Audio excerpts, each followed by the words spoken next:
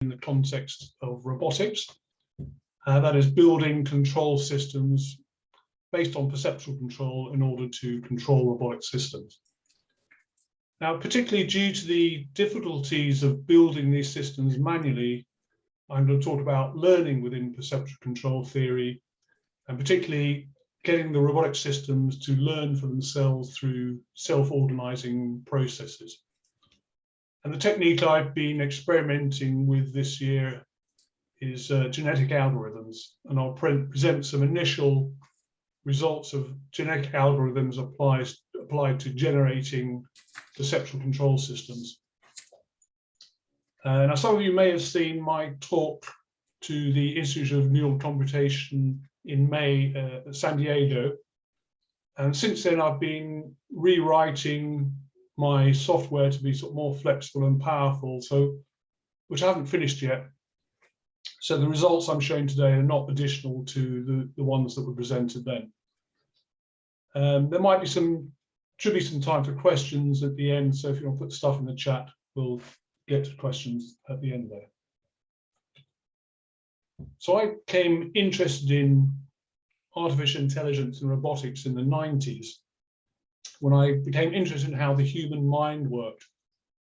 And I'd also become interested in computers in the 80s, when I bought one of the first computers with color graphics, the Commodore Amiga.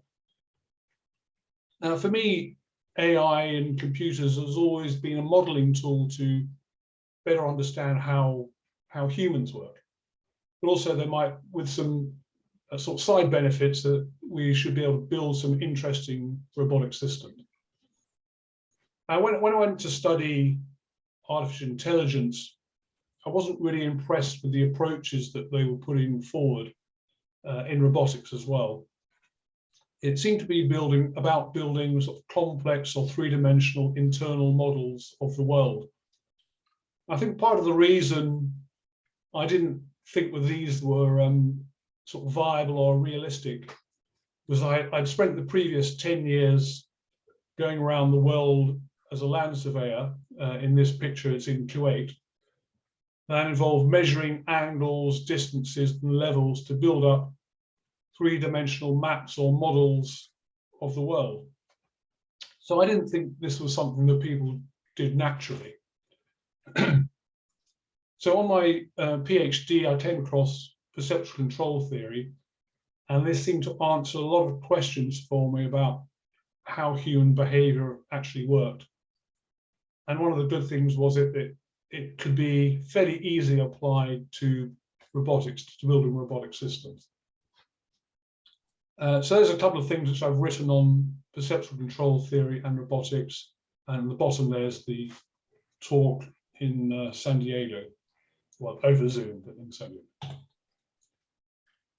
So just as a reminder, a hierarchy of perceptual control for modeling purposes is made up of basic units of 4 simple functions and values: the reference, which is the goal value of that unit; the perception, which is the current view of the environment; the comparator, which gives the error difference between the two; and then the output, which is a function of the error and represents the actions applied to the environment or to other units.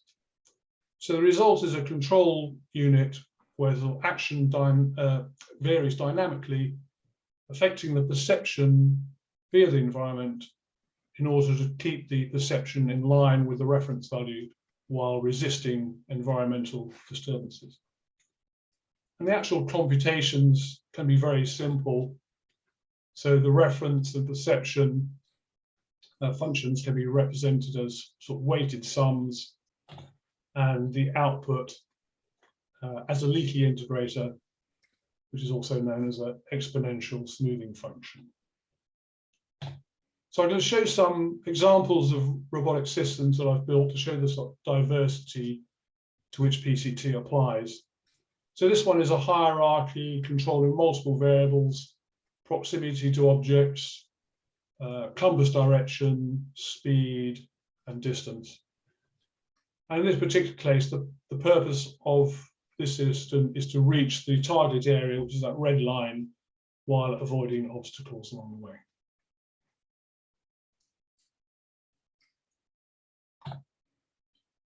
This one is an autonomous vehicle, and watch the blue one, that's the one controlled by PCT. So this shows that control of autonomous vehicles can be achieved without any predictive modeling. So it's not necessary to compute the future trajectories of other vehicles. So instead, the autonomous vehicle just controls and maintains perceptual relationships between itself and other vehicles on the road, and then the road lanes as well. So from that sort of emerges the behavior we see of following, overtaking, and general weaving in and out of traffic.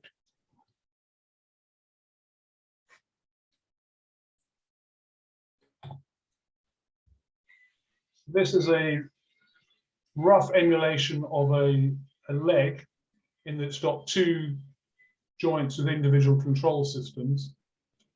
And the goal of this is to keep that top platform horizontal.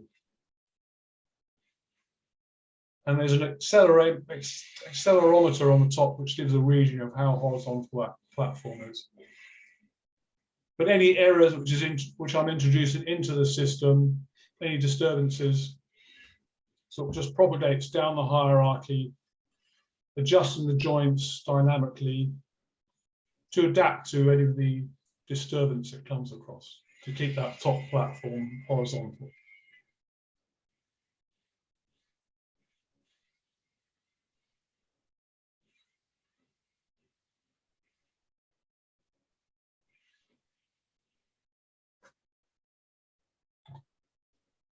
So here's some other examples of real-world robotic systems based on PCT.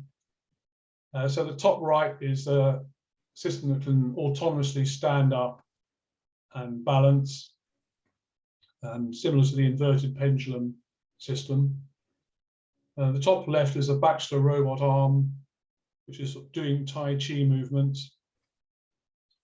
And then bottom left is a sort of rover type and robot head robot, which is following an infrared beacon. And then the bottom right is a robot arm, which is visually following a ball. And that arm has a camera in its wrist. Okay, so this is an example of the sort of hierarchies that we come up with for these systems. This particular example is for that last one, which is the robot arm following the ball. But the trouble with these is that they are all manually designed and constructed. So all the individual units have been consciously chosen. The functions and connections have been designed. The parameters, that is the gain values, are all being tuned by hand. So this is a pretty laborious process and can take a long time. So if we are to build any robotic systems with any sophistication beyond the sort of fairly basic that I was just showing, then we're not going to be able to build them by hand, I don't think. So I think the future of developing PCT robotic systems has to involve getting these systems to learn for themselves.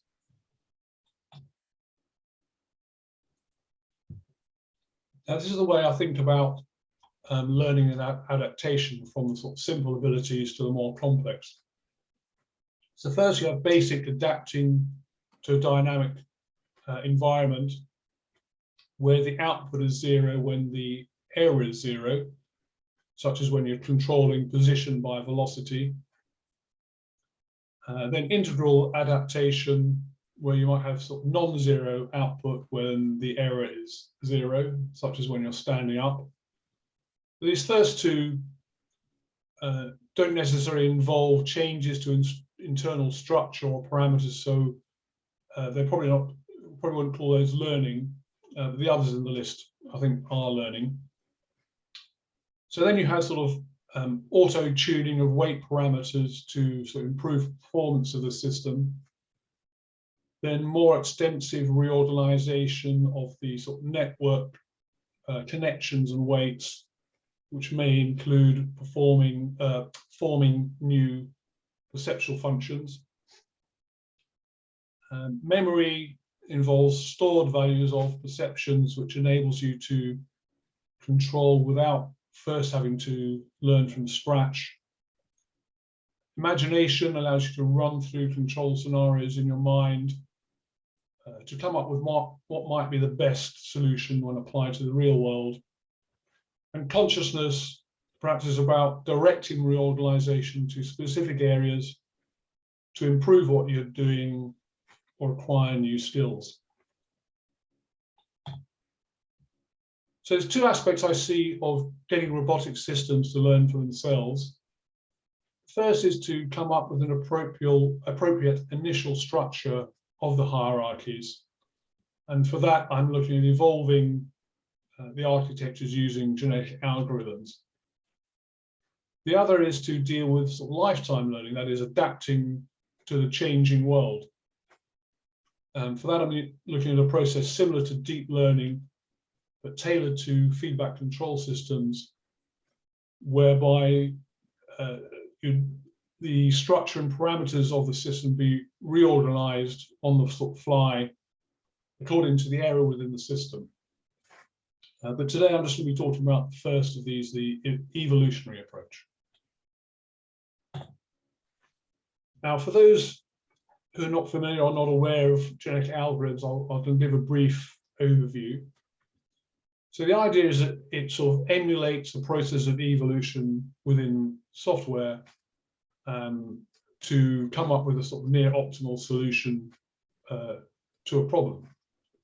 So you start off with an initial population of individuals that where each represents a potential solution, and they're sort of generated randomly.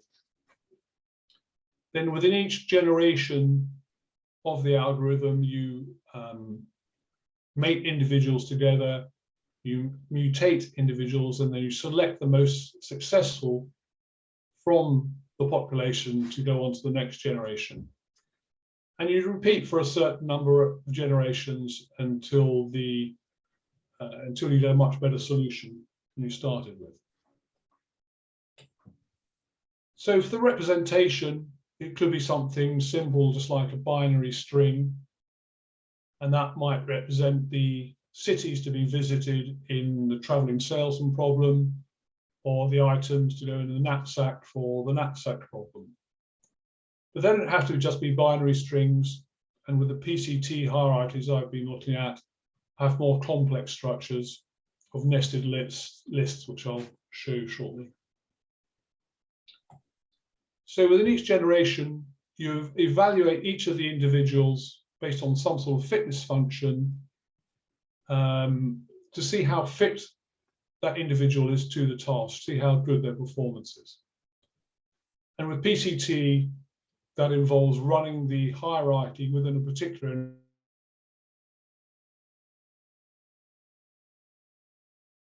you take the best individuals from that population to form the next generation. And there's different ways of doing this, and I've been using one called tournament selection, which involves taking sort of K individuals at random from the population, and the best of those goes through to the next generation. And you just keep repeating that until you reach your population size. And for mating individuals together, it involves taking parts of two individuals to form a new individual. So it might be taking the first half of a string from one individual and the second half from another, and splicing those two together to form a new individual. Mutation, and that involves randomly changing part of the representation. And with binary strings, that might just be flipping a randomly chosen bit within the representation. But as I say, within PCT, the representation is sort of more complex and involves a nested list of lists of floating point numbers like this here. And these represent the weights and connections within a hierarchy. So this list here corresponds to this hierarchy. And I'll just explain the color coding briefly. The blue, red, amber, and green nodes represent the 4 functions within one unit, which I showed in the triangle a bit earlier. So this hierarchy has 3 units at 2 different levels. So as you can see, the values within the list correspond to the weights within the network. And the nesting of the list represents a hierarchical structure of the network. So this year I've been developing a library of genetic algorithms tailored to evolving perceptual control systems. And one of the problems I've been looking at is the inverted pendulum. Now, for the environments that I've been using have been simulations of physical systems from an existing package called OpenAI Gym. These are originally intended for developing reinforcement learning algorithms, but they can be easily applied to perceptual control. And in this package, the inverted pendulum problem is called the cart pole. So with the genetic algorithm, I give it the environment, which is, or the inputs for environment, and also the action space. And that's comes from the OpenAI Gym. And I give it the reference goal, which in this case is 0, but I'm not even telling it which of the inputs I want to be 0. So what this does, it generates lots of hierarchies, and it evaluates them, and eventually, over the generations, converges on a successful structure. And here we're showing the best individual from each generation, and there are 10 generations and a population of 100. And what you're seeing there is the OpenAI Gym environment. So as we saw, and that shows the score from each generation, after about 3 generations, it succeeded in balancing the cart pole, and then control improved slightly over the generations.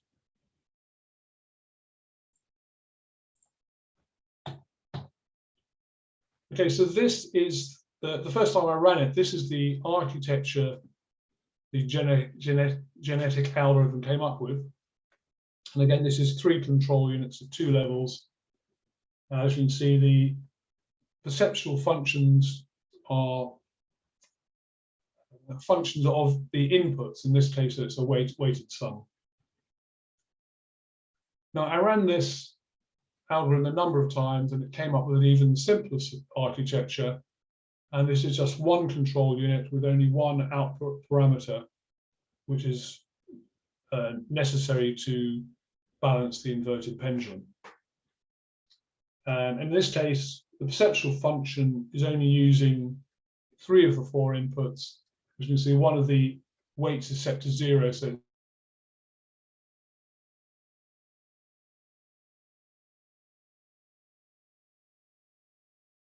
simpler solution than that has been designed by humans. Now here I've done a comparison of it with the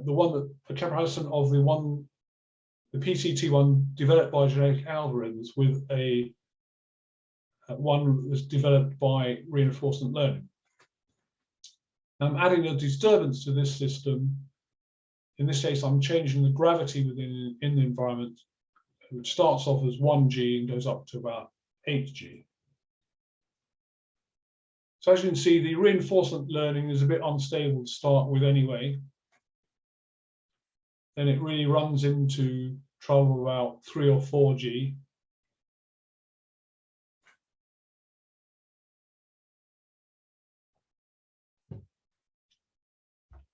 Whereas the perceptual control system continues on to about 8g.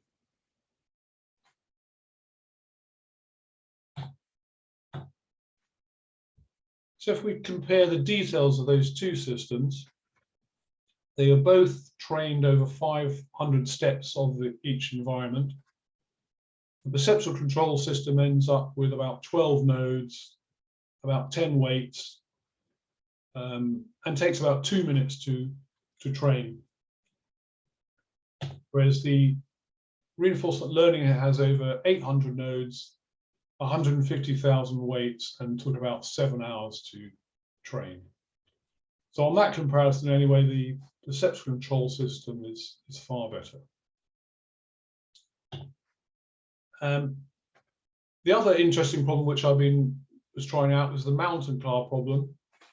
And what you're seeing there again is the environment comes from the OpenAI gym environment. So the goal of this system is for the car to get to the top of the mountain to reach that flag. But it doesn't have enough power to drive straight up the mountain. So initially it has to move away from the goal to build up momentum to get to the top of the mountain. So here it is evolving. So initially, it doesn't go very far.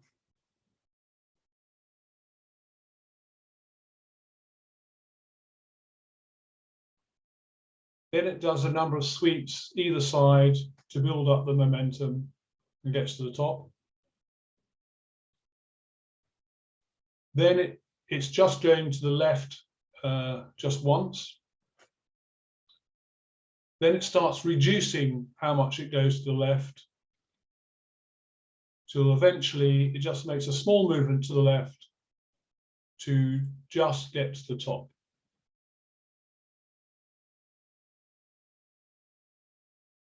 So that's a pretty near optimal solution. And there's the score, and again, for each score for each generation. And again, it succeeds after about 3 generations and improves over the subsequent generations.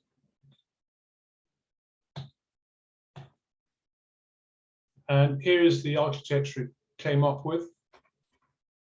So again, this is 2 levels with a position controller at the top and then 2 velocity controllers. And for this environment, the 2 inputs provided are the position and the velocity of the car. But if we have a bit of a closer look at this area, which I think is interesting, because I think this perceptual control networks overcome a big problem within standard neural networks in terms of the explainability. Standard neural networks are generally looked at as a sort of black box without there being any sort of understanding of what's going on inside. There's sort of no rationale for what the nodes and the weights are doing. But I think with PCT doesn't suffer from that problem because the whole network is made up of individual units, each of which have their own goal. So each of them has a rationale which can be sort of examined and understood. So in that area, if we look at the output part of the 2 velocity controllers, and there's two leaky integrators with different smoothing factors, and the smoothing factor is between 0 and 1. So here we see there's one system which has a factor of almost 1, which means very smooth, and the other is about 0.4, which means not so smooth. So in other words, one responds slowly and one responds faster, as this graph shows. Also note that the weight of the fast one applied to the action is sort of negative, which means going to the left, and negative and small. And for the slow one, it's sort of positive and larger. So one system is moving to the left and one to the right. But when combined together, you get a small initial movement to the left, as we saw. So that's the negative part. And then the system moves to the right until the goal is achieved. So I think this shows that we can look at a perceptual control neural network and understand pretty well what it is doing and why it is doing it.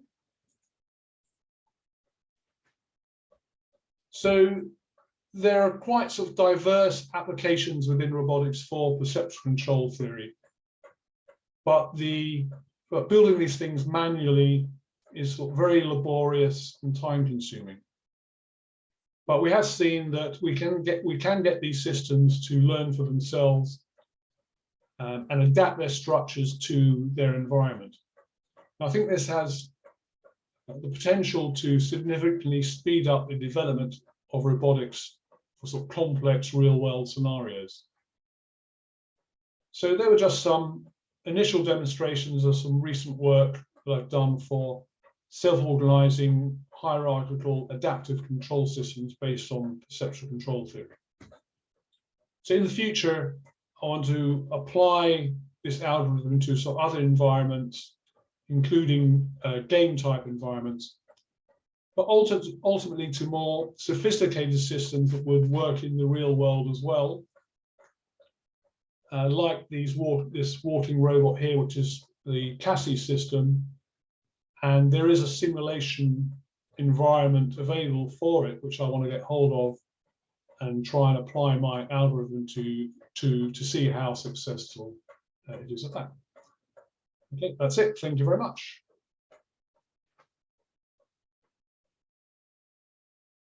Bravo. We have the next speaker already planned, but maybe there's time for one question. I think Shelley asked one in the chat. Do you want to? Yeah, I'm just curious, based on part of what Rick said, how accepting has the robotics sort of contingency viewed with the work that you're doing, right? Sort of what's been the acceptance of it or non-acceptance or? Pretty lukewarm, really. They just haven't really gone for it at all. I mean, when I was down with the robot arm, I was